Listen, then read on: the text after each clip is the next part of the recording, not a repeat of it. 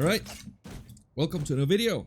Today we're gonna make a guide because a lot of people have asked me to kind of teach them a little bit how the game works, because I do have contact with some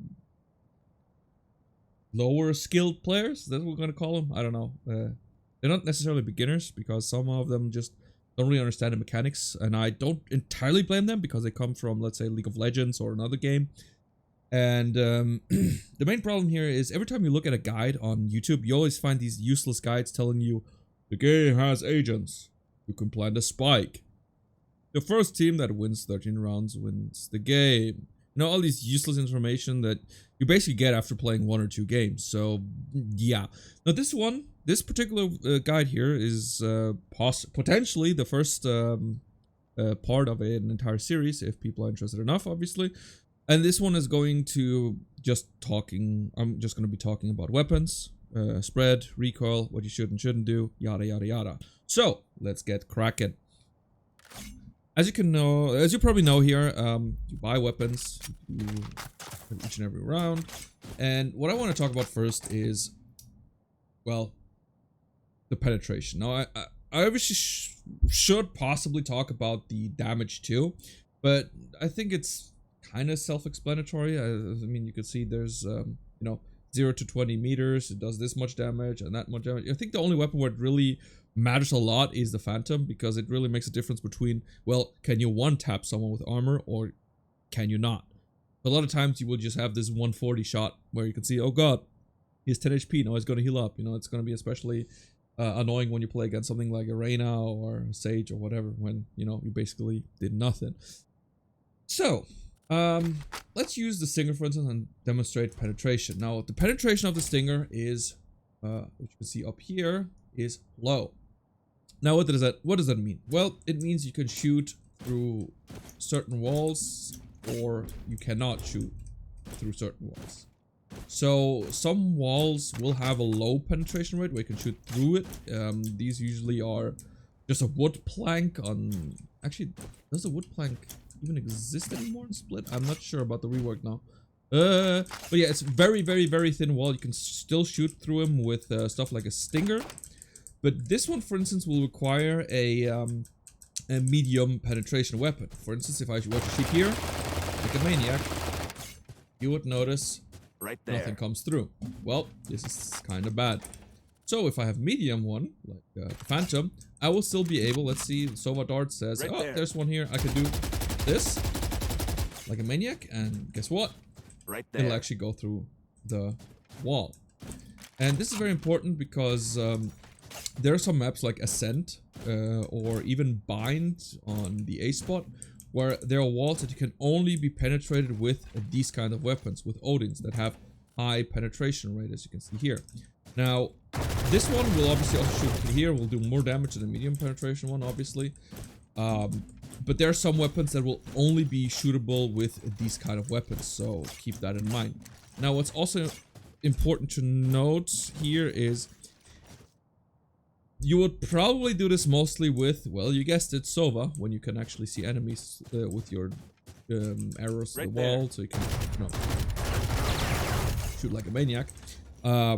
So the 4 weapons that actually have a high penetration rate are Operator. Actually, the Operator, the Ares, Odin, 4. I'm stupid, and then the Guardian. So these 4 have high penetration rate, and these are the only 4 weapons that can actually shoot through basically all thick, bangable walls. So keep that in mind before you get shot through a wall with an Odin and try to shoot back with, let's say, you know, a medium penetration weapon, which wouldn't be very smart, and certainly also not do stuff like shooting this through the wall. It's not going to do anything for you.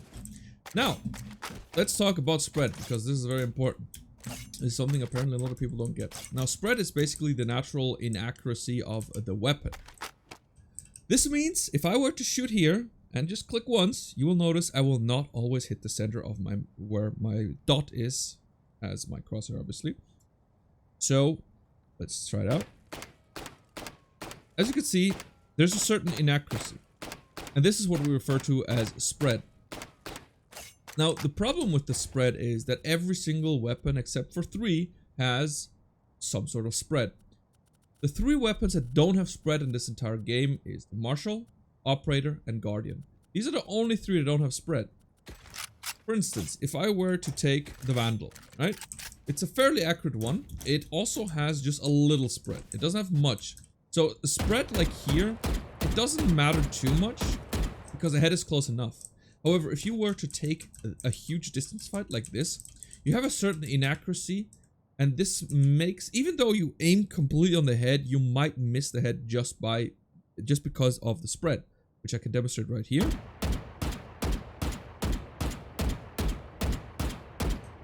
As you can see, the spread, if you go closer, is rather huge. And this can easily make you miss the head even though you have aimed on it. So this is something you really have to consider when taking long distance fights. That it's a little bit of luck involved if you do this.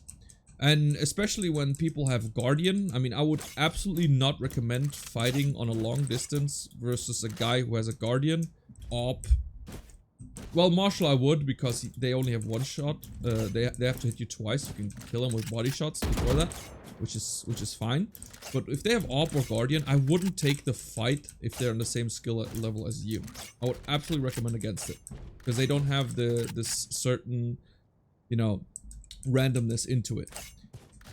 So keep that in mind when you do stuff. Now, let's talk about recoil. This is probably going to be the biggest one. Now, the recoil here in the game is pretty much like CS 1.6. Now, let me showcase what I mean. Let's just shoot the weapon without moving or doing anything or moving the mouse. Just shooting. As you can see here, what we have here is basically the 7. And this is kind of normal. You see this in CSGO too. However, there's one thing here which is in common with CS 1.6 instead of CSGO, and that is the spray pattern is actually random. You will have the 7. You will definitely have the 7, but the question is, in which direction will it go? For instance, I will now start to shoot again. So what it did, it went up and went a little bit to the right and then to the left. Now I'm going to do the same again. Now it immediately went to the left and then it went to the right. As you can see, there's a little uncertainty to it. Now the animation of the weapon will kind of tell you where it shoots. If you are some big brain multitasking master, you could possibly get control of it. The problem is though, you would mostly not be focused on the animation of your gun, because you're way too focused on, you know, aiming at the person here or in front of you, whatever. So yeah, I think it's pretty unrealistic. You'd have to be some freak or something in order to do this. So yeah, you would actually have to be like looking at the animation, then there, animation there, I mean, oof, at ungodly speeds. So I wouldn't recommend spraying on a larger distance at all. Now, the thing with the recoil is also that, and this is something I also need to address here, is the thing is, a lot of people on distance, they do like, you know, this. And I feel this is dumb. Don't do this, because I will show you right now what the problem is. If I do this on distance, yeah, great. I wasted 2 bullets. And I wasted 1 bullet. I'm wasting another bullet. As you can see, it's not accurate at all. The recoil is ruining this a lot. So what you want to do on distance is just tap. It's much more accurate. So if you have someone on distance, you just do this. So, very important. Now, the next thing, and this is possibly the most important thing, which is apparently, I don't know why, you see a lot of guides saying that if you want to be accurate, you have to stand still, and don't ever do that. My roommate did it too. It's absolutely dumb. Don't ever just stand like a jackass and shoot. That is just dumb. I see a lot of players doing this. They go here and then be like, yeah, that is dumb, because you're standing here like an asshat, everyone looking at you, wondering what the hell you're doing, or you're taking a dump or something, and you're shooting your, well, shooting your ass. I mean, that's just dumb. That's not gonna help you.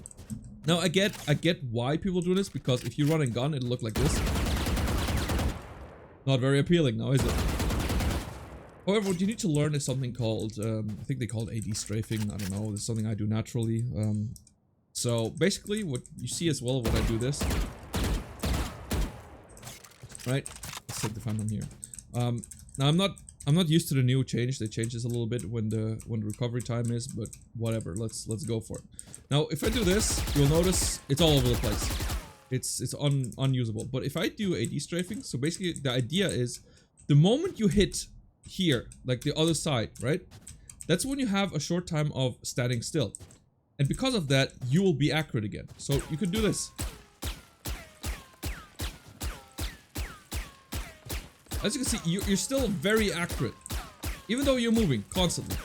And this makes you way harder to hit, but you can also, you know, hit people in the head. And this is really important. You can, you know, still like this. And this is something you really need to have down.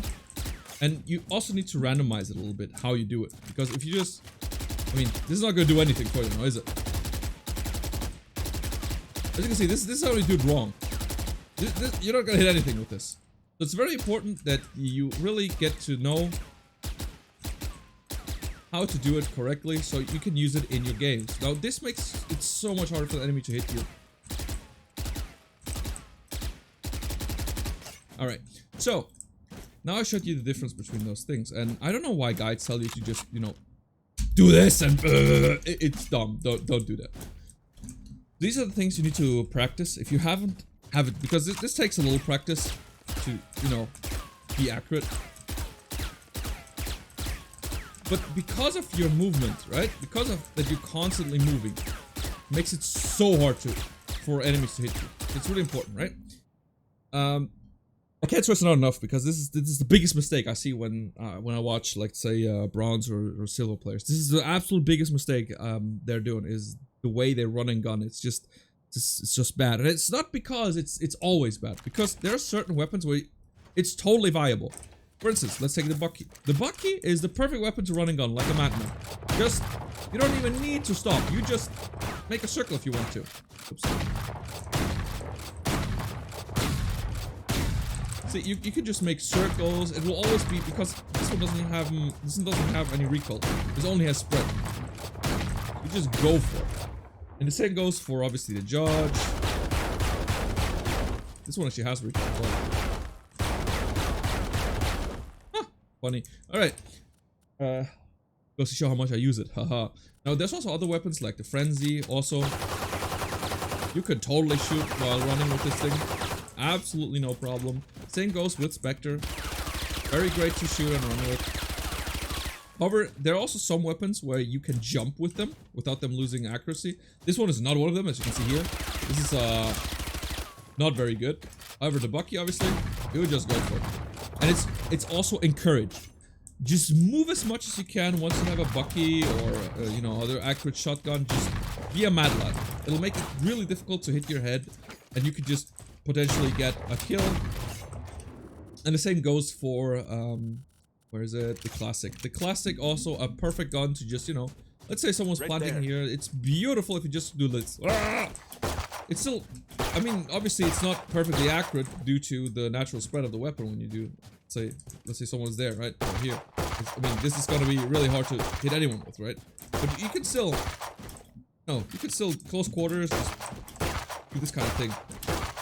And it really helps. I would absolutely recommend doing this. If you go for Armor Classic, if that's what you like to do instead of Ghost, which is totally fine and viable, and you see someone here coming out, you just jump in the face and feel like a monkey. It's absolutely viable. It's working. Pro players do it. I do it. It's so effective. So, yeah. What's also important with recoil is you will actually get more accurate when you crouch down. So as you can see here, you know, okay, whoops, I naturally fixed the recoil, sorry.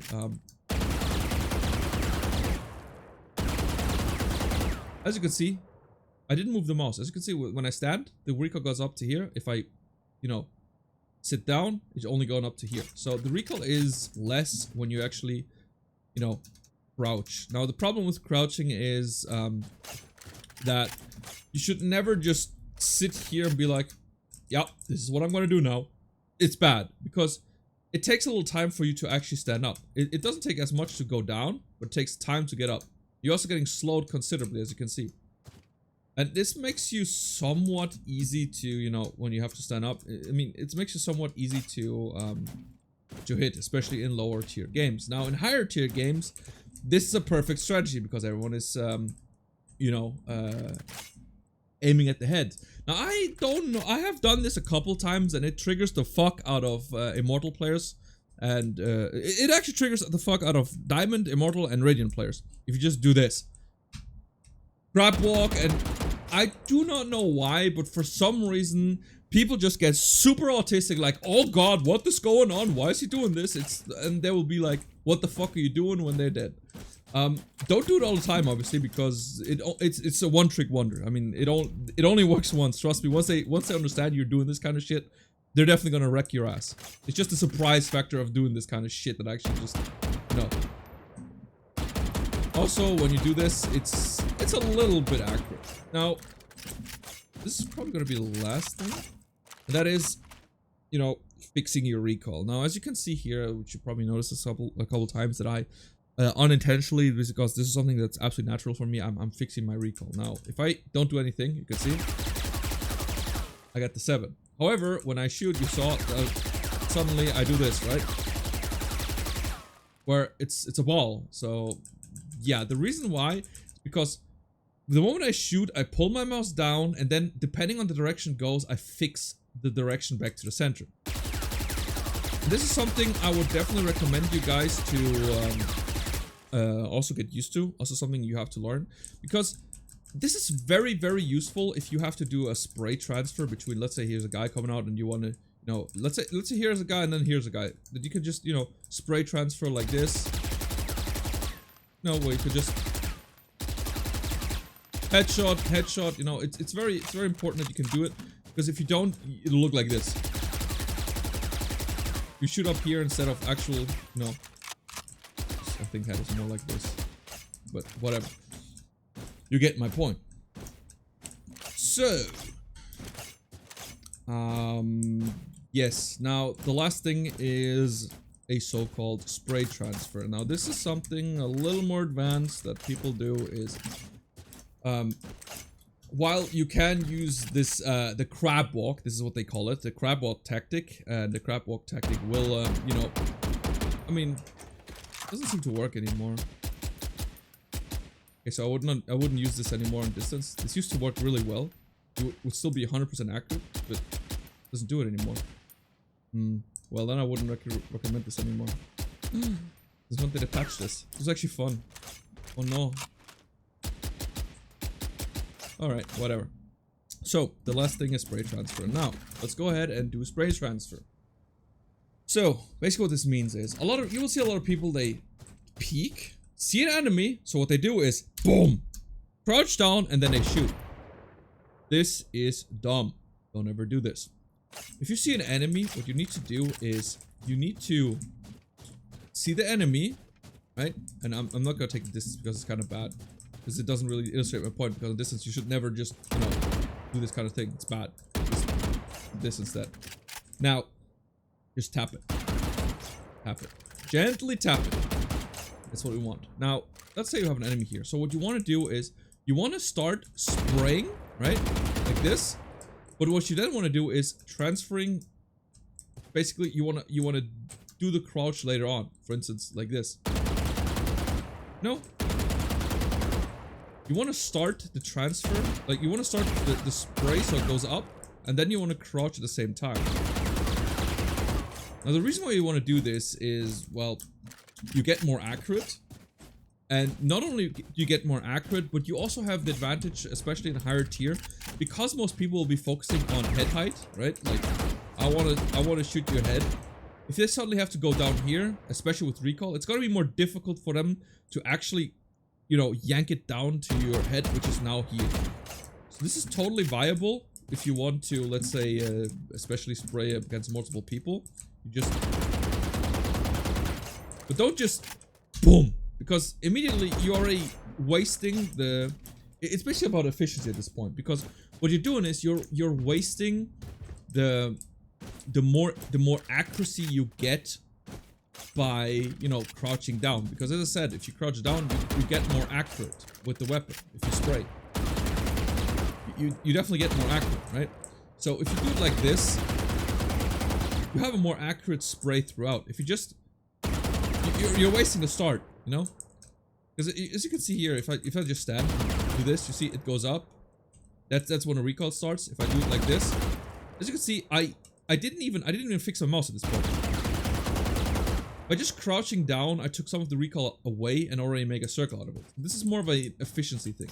Now, this is not the most important. This is not the most important mechanic. This is probably only gonna get more relevant once you get into higher levels of play and aim is actually becoming more of an issue. That's when you have to do it. But right now, in most people play, it's not going to be an important thing. What you have to work on the most is simply, you know, fixing your recoil so that you get into the circle. And obviously the whole thing with, you know, oops.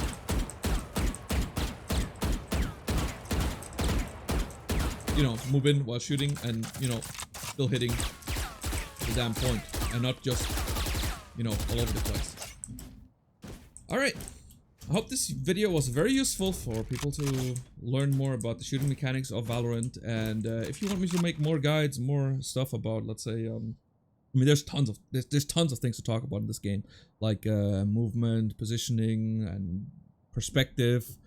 There's a shit ton of things you can learn about this, but the question is if people are interested or not, because let's face it, it's much more hilarious to, or much more interesting to watch these flashy niche double raised jumps, or, you know, sneaky teleports and whatnot. So I kind of get why this kind of video is more of a boring type, but I don't know how many people are actually serious about getting better at this game, so I thought I might give it a shot. So hope you enjoyed it. If you do, let me know, and I'll submit to the next video.